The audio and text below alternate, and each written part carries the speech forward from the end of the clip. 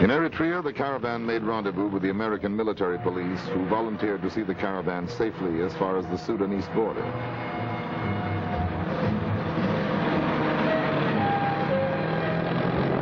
Just one more country to cross, and they would all be in Egypt. Then, on to Cairo. In a small oasis, they met up with another caravan of about 50 or 60 camels.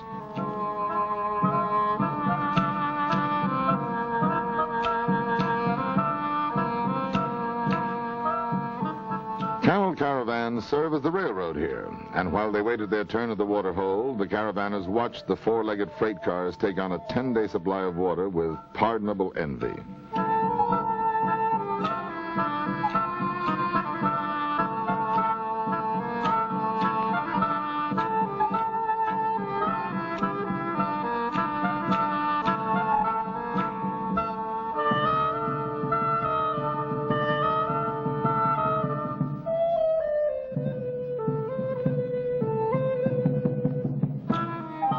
Camel caravans have been following the same route for over 2,000 years. It was a caravan like this one that brought the treasures of conquest to the Queen of Sheba. This fellow is the desert mailman and carries messages in these small containers. Suddenly the caravanners wondered if this was the camel driver the witch doctor back in Tanganyika said would bring them a message. It obviously was not, and they all had a good laugh at the witch doctor's expense. They spent several hours resting and bartering for a few souvenirs and took advantage of some first-hand road information. A brief friendship on the desert, and the two caravans parted. Each to his own destiny must go. One to the next oasis, to no place and back. And the other, on to Cairo and the Great Pyramids of Giza.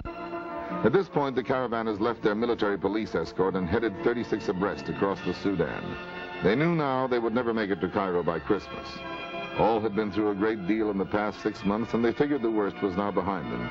But they were so wrong. The dreaded Nubian desert was waiting in ambush just around the bend.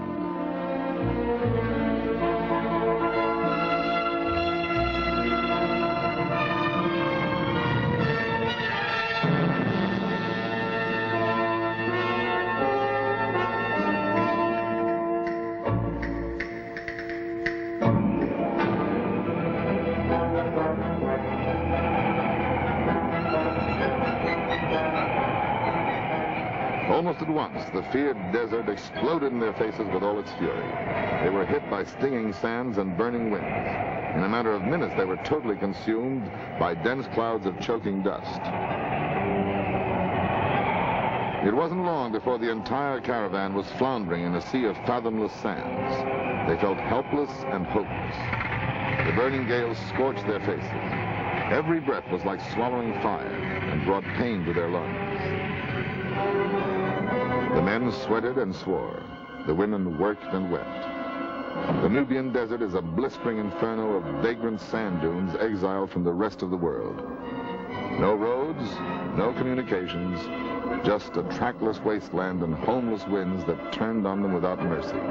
They tried anything to keep moving, but whatever they attempted, the vindictive desert would fight back with every perversity it could summon.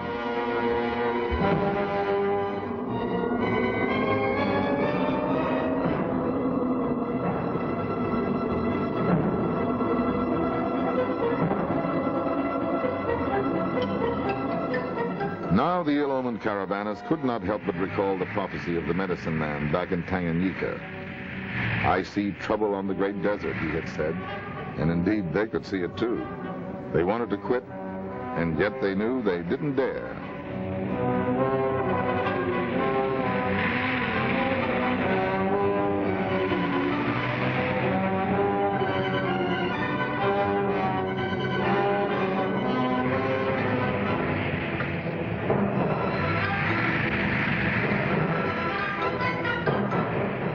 They pulled until they thought their arms would fall off. They pushed with every aching muscle.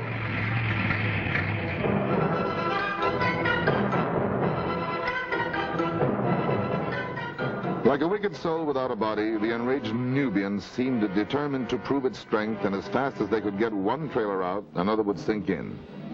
Progress was painfully slow, and it was risky.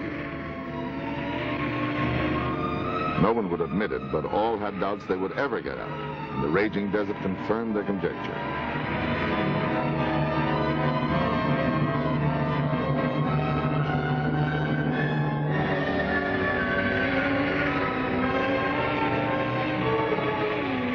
Desert legends say that the sun is a spark from hell.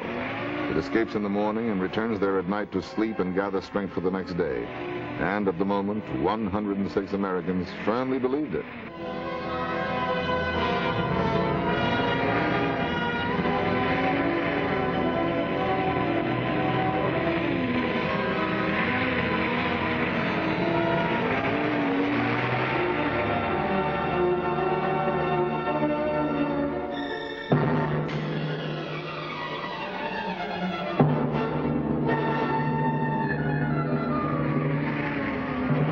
They battled the great desert for 10 endless days and 10 empty nights in what seemed to them an eternal nightmare. By now, they were sick with despair.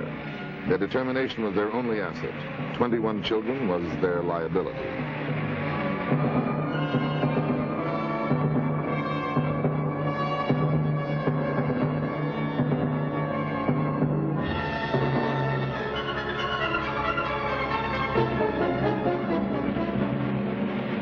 They fought for every mile, and on the 11th day, the sight of telegraph poles told them civilization was near.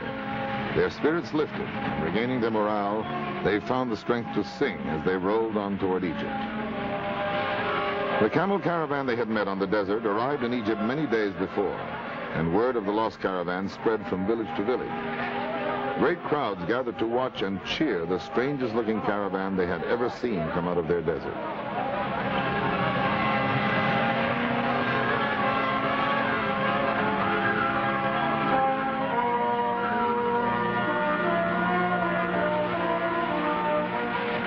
Caravanners rolled into Egypt jubilant, triumphant, and dead tired. After a few days of much-needed rest, they put their rigs on barges once more, this time to cross the Nile. This splendid example of marlinspike seamanship only mildly alarmed the caravanners, who could only hope that the ferry was in better condition than the mooring lines.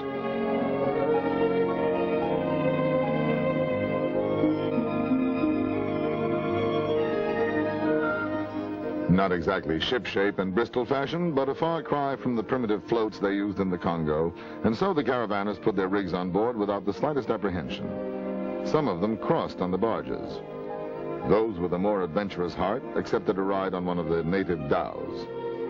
This caravaner also had an adventurous stomach and joined the Egyptian sailors in a bite of lunch.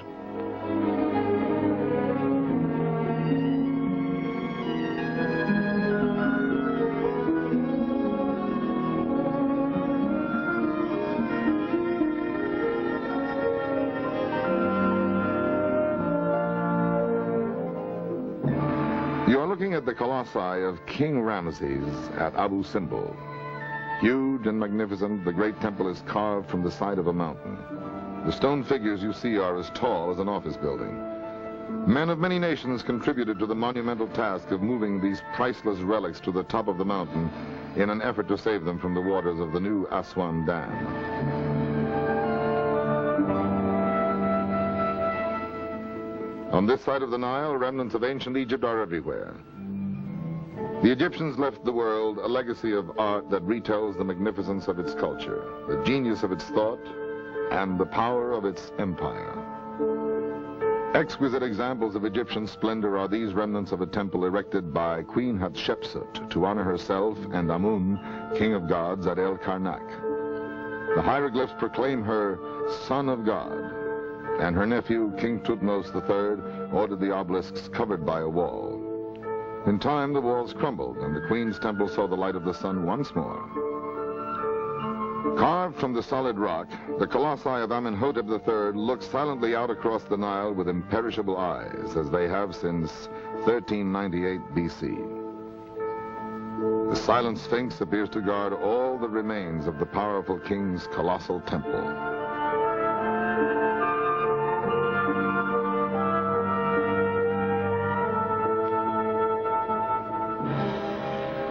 It was now early February, and the caravanners had been on the road for more than 7 months. In sight of the great pyramids of Giza, they knew their long dream was at last fulfilled. The witch doctor was right. They never made it by Christmas, but still there was a feeling of accomplishment. It was strange. They could hardly wait to get here, and now they were sorry their impossible journey was almost over. Together, they shared the trials and the triumphs, the good times, the bad ones. They also made some lasting friendships. Everybody learned a great deal from his experience. The older people think of themselves as anything but senior citizens. The small children seem more aware of the world around them. The teenagers discovered a new side of their parents and gained new admiration for them.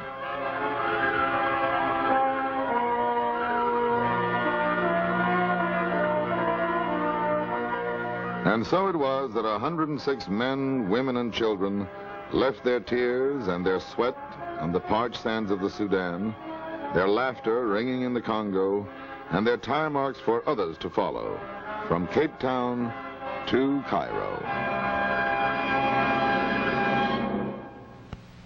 I hope you enjoyed our African adventure. This is Jose Ferrer wishing you a pleasant journey wherever you might wander, and may all your travel dreams come true.